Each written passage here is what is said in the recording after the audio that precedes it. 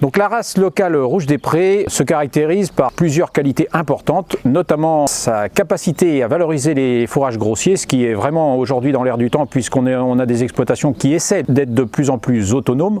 Donc ça nous permet d'avoir des animaux qui ne sont pas très coûteux et qui valorisent très bien les fourrages grossiers.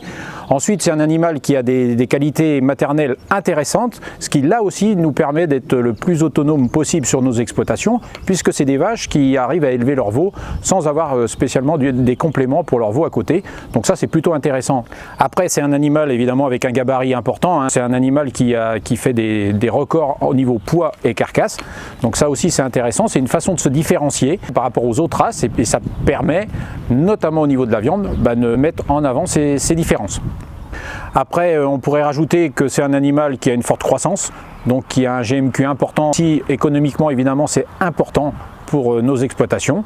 Et puis une des choses qui est moins quantitative, mais c'est la docilité. Je crois qu'on peut insister aussi sur ce critère qui évidemment est pas facile à juger, mais qui nous permet dans nos exploitations de manipuler nos animaux et de gérer notre troupeau d'une façon beaucoup plus facile.